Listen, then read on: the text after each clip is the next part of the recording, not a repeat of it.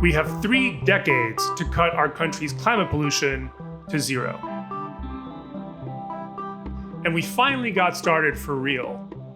The IRA gets us part of the way to zero, but it's up to states to finish the job. Here in New York, we passed a law that requires us to decarbonize fully by 2050. But how do we actually get to net zero? We're gonna have to go from this to this. And we gotta get it done by the time this adorable baby turns 30. But we're gonna do it in 10 minutes. Let's go. This is a power plant.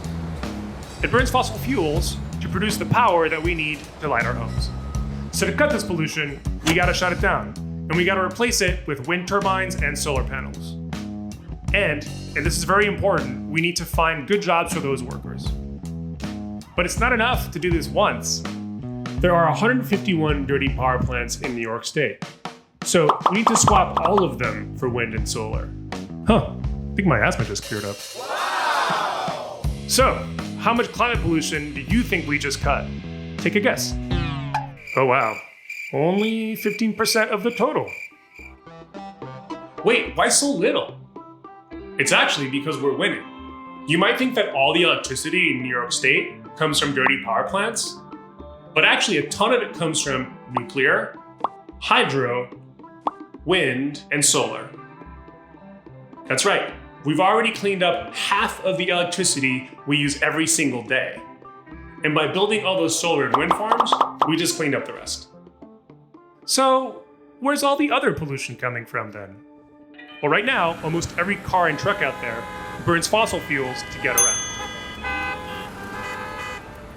To clean up that tailpipe, let's make the sucker electric. Great. Now we just have to do that 10 million more times in order to electrify every car and truck in the state. So, how much pollution do you think that removed? A third. Now we're getting somewhere. Next up, buildings. Your home also burns fossil fuels, mostly to heat your air, your water, and your food. So what can we do to stop this pollution? You might have guessed it. Let's electrify. Wow! This is a heat pump. It uses electricity to heat the air and water in your home. It works like a fridge in reverse. Instead of pulling heat out of your fridge, it pulls heat from outside your home and pipes it inside, even when it's freezing out. You're going to be seeing a lot of heat pumps and a lot of induction stoves in the next few years. That's because we need to replace all our furnaces, boilers, water heaters, and stoves with these. Cool, we just electrified this building. Now let's do that 6.2 million more times. We just electrified every building in New York State. Every home, every apartment, every office, every strip mall, every factory, all of it.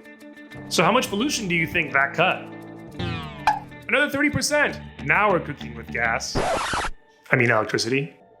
All right, so this last 19% of the pollution, it comes from landfills, farms, factories, and leaking gas pipelines. Decarbonizing those things is a bit more complicated, and we've already covered the big stuff. Lots of smart folks are working on it, and they're gonna figure it out. And there you go. We just decarbonized New York State. Except for one small detail. Remember when we electrified everything? Those cars and buildings aren't running on fossil fuels anymore, but we forgot to make extra electricity for them. So now we gotta make more power. Like a lot more power. Like twice as much power as we currently produce. And remember, we need to generate all this extra electricity cleanly. Because if we remove the fossil fuels from our cars and buildings, but then we produce all that electricity with fossil fuels, all we've actually done is move the pollution from one place to another. So what this means is, we need to keep building wind and solar. More than what we built to replace the dirty power plants.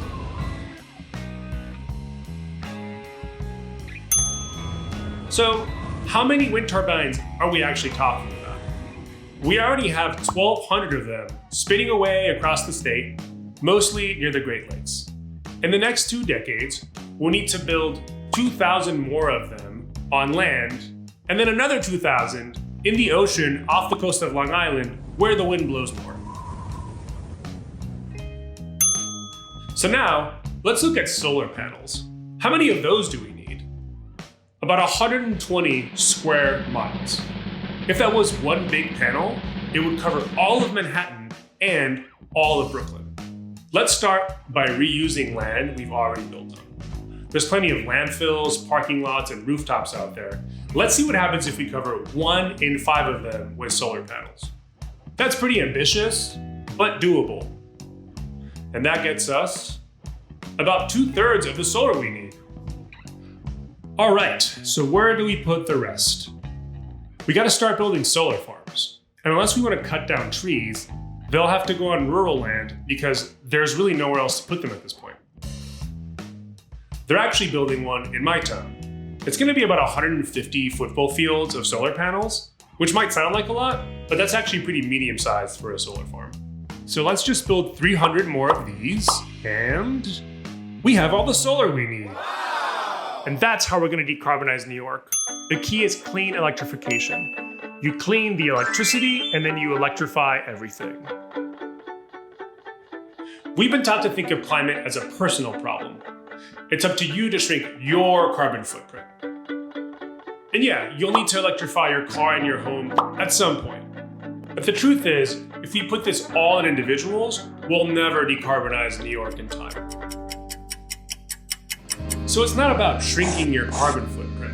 It's about growing your carbon handprint. It's about working together to pull the levers of state government that are going to speed all this up. Right now, regular New Yorkers are fighting to pass the bills that we need to jumpstart clean electrification, make sure it benefits everyone and leaves no one behind.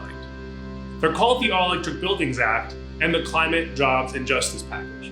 If you join us, we can win them. And you can make a dent on the climate crisis. So stop dooming and start doing. Join us at Win Climate and we'll show you how.